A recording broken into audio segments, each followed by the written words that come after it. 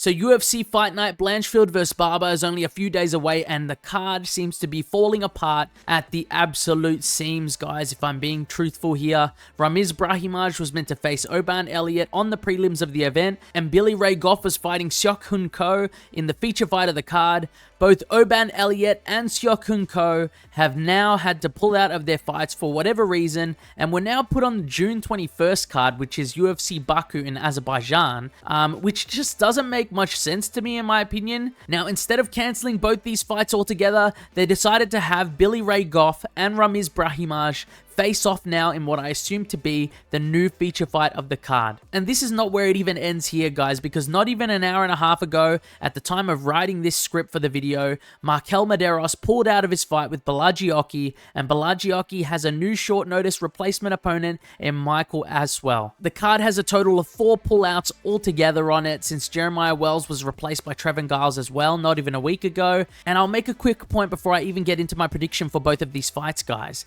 and that is that this shit happens because the UFC puts on way too many events inside the year, to the point where the cards are either in shambles quite regularly from the get-go, or they are just trash in terms of name value and aren't stacked as they should be. It's something that really gripes with me a lot. Let me know in the comments below if it annoys you too.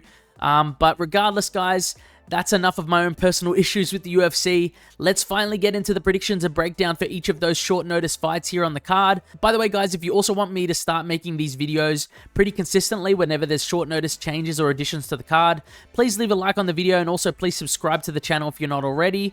Also, to add one more thing in before I really do get into the prediction video, my full card betting guide for this card is coming out probably sometime tomorrow. I'll be picking one comment from this video or my full card predictions video to add to the betting guide as an addition to the bets. So if you guys want to be part of the betting guide, please put your best bets for this card in the comment section below for your chance to be picked for it as the subscribers bet of the week. Now, sorry to keep you guys waiting, but I'll start with the new feature fight of the card, presumably, which is Billy Ray Goff versus Ramiz Brahimaj. And you know what, guys, I do think I'm gonna go with Billy Ray Goff in this one. I did just check, and I believe he is a favorite going into this short notice fight, and I do agree with that. He's quite versatile in the stand-up, he has a high pace, his volume and forward pressure can be quite hard to deal with, and I'd like to see the odds a bit closer though, since Goff does have defensive holes in his game, and Ramiz will be the better, more explosive wrestler and grappler out of the two going into this fight. So we will indeed have to see how Goff handles the takedown attempts in the first place on Fight Night,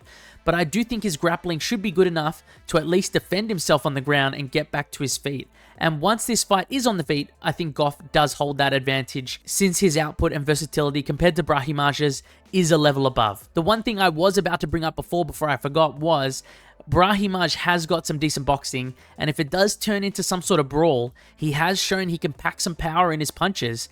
But I'm hoping Goff doesn't fight completely with reckless abandonment in this fight, and if he does fight responsibly, he should win this fight. I'm gonna say by late rounds, TKO, or just decision win, maybe 29-28 if it goes to decision, probably by dealing more damage and having the higher output. That's my official prediction for this fight.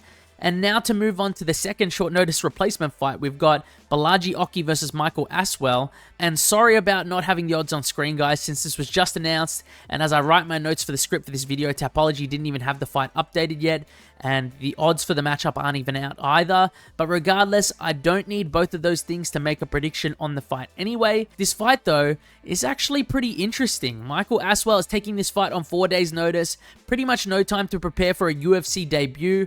I know he fought on the Contender Series, but this would technically be his UFC debut.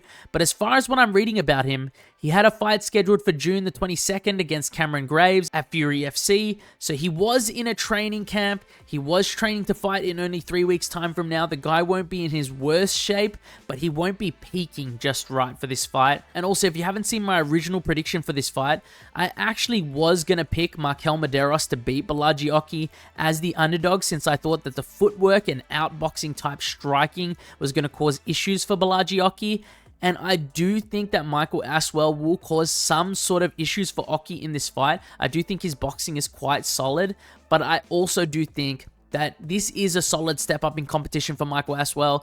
who is quite young. The dude looks like an old man. Like, he really does. He looks older than me by far, but he's only like 24 years old. I think he might have a bit of trouble with Oki's power in this fight, his physicality as well, and just his overall size in this fight. He's moving up a weight class, I believe, as well. He's fighting this fight at lightweight when he normally fights at featherweight, and he's not even a big featherweight. I really think the jab is going to be a game changer for Oki in this fight as well, since he has a pretty solid and stiff jab that stops his opponent's momentum when they're trying to come forward. I could just see it causing real problems for the smaller fighter in Michael Aswell here.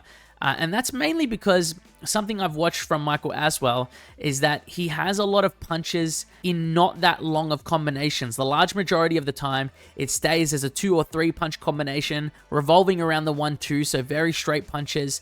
The guy is very young. He's a solid potential future talent, but this may just be the case of a little too much, a little too early in my opinion.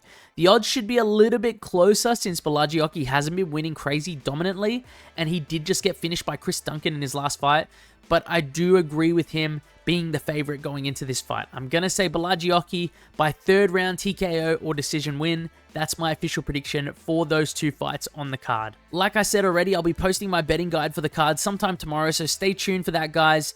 But that's really it for my short notice fights video. Hopefully we don't get any more cancellations, or else this card should just be completely scrapped at this point. I'm pretty disappointed. Anyways, guys, thanks for watching, and see you guys next time.